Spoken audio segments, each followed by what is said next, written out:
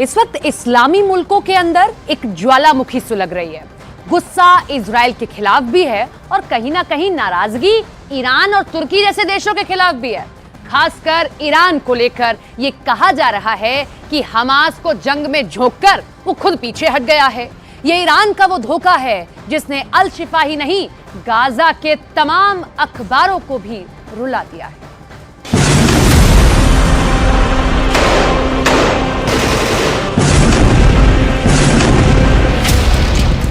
Israel अपने दुश्मनों का मुंह बंद करना जानता है। इजराइल जो कहता है वो करके भी दिखाता है।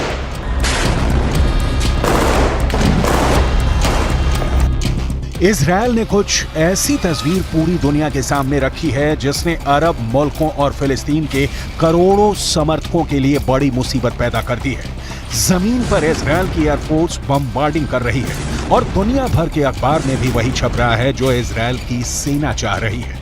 गाजा के वही वीडियो पूरी दुनिया में वायरल हो रहे हैं जो इजराइल चाहता है।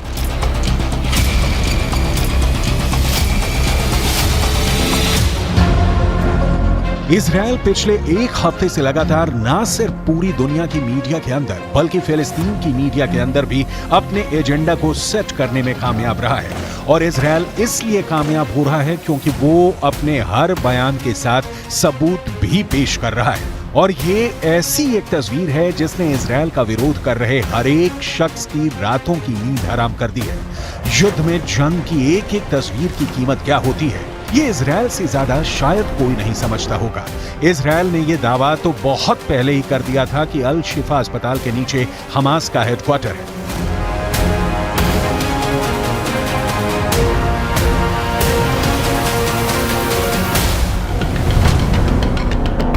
लेकिन अब इजराइल ने कैसा वीडियो जारी किया है जिसमें वीडियो के एक ही फ्रेम में सुरंग और अल शिफा अस्पताल की इमारत को दिखाया गया है। नोट करने वाली बात यह है कि एक ही वीडियो के एक ही फ्रेम में बिना किसी कट के सुरंग को भी दिखाया गया है और अस्पताल को भी दिखाया गया है। और यह इजराइल की आर्मी का एक बड़ा और अकाट्य सबूत माना जा रहा है। पिछले एक हफ्ते से लगातार जब अल शिफा अस्पताल के अंदर इजराइल की आर्मी घुसी थी तो उसके बाद से ही फिलिस्तीन के अखबारों में यह दावा किया जा रहा था कि अल शिफा अस्पताल के अंदर कोई भी सुरंग नहीं है और ना ही अल शिफा अस्पताल के अंदर हमास का कोई लड़ाका है। इस तथ्य के पीछे फिलिस्तीन के अखबारों ने यह तर्क दिया कि जब इजराइल की सेना अल शिफा अस्पताल में घुस रही थी उस वक्त किसी प्रतिरोध का सामना नहीं करना पड़ा। इजराइल की सेना को कोई भी संघर्ष नहीं झेलना पड़ा, यानी इजराइल को कोई काउंटर अटैक नहीं झेलना पड़ा। लेकिन यह फिलिस्तीन के अखबारों का बहुत ही चालाकी भरा प्रोपेगेंडा था।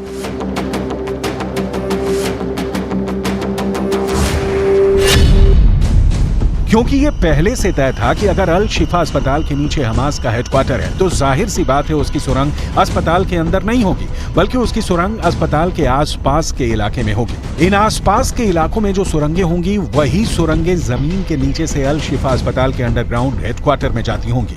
और ये सब बातें पहले अनुमान के आधार पर कही जा रही थी। लेकिन बाद में इजराइल के प्रधानमंत्री बेंजामिन नेतन्याहू ने बाकायदा अल शिफा अस्पताल के नीचे अंडरग्राउंड टनल और आतंकियों के हेडक्वार्टर्स की तस्वीरों का एक एनिमेशन अपने ट्विटर अकाउंट से जारी किया था। और इसके बाद ही ये तय हो गया था कि इजराइल अल शिफा अस्पताल पर बहुत बड़ा हमला करेगा। बेंजामिन नेतन्याहू के दावे के 2 हफ्ते बाद इस अस्पताल के परिसर में एक स्ट्राइक हुई जिसमें एम्बुलेंस के अंदर लोग मारे गए। और इसके बाद फिलिस्तीन के अखबारों ने दावा ये भी किया कि इजराइल के अल शिफा अस्पताल के पानी की टंकी और सोलर पैनल पर भी एयर स्ट्राइक करके हमला किया है।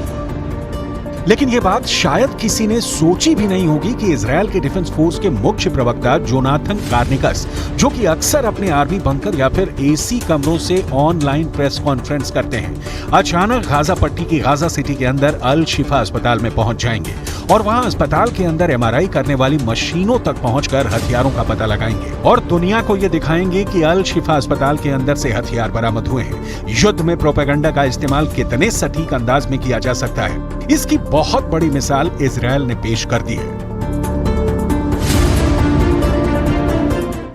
Shalom everyone, Lieutenant Colonel Jonathan from the IDF here. I am in the Shifa Hospital, as you can see from the sign behind me, and as you can clearly see from the building, we are going to do a one-shot video. One shot, no editing, of all of the evidence that we have found just now in this building of the Shifa.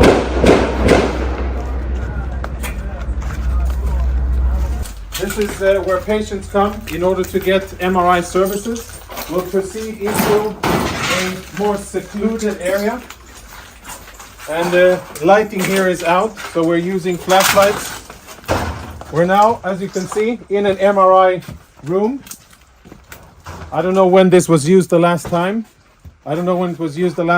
But it is definitely an MRI machine. And if you follow me behind the MRI machine, I'll show you what our troops exposed just minutes ago. In military terms, this is a grab bag. Grab and go of a Hamas combatant.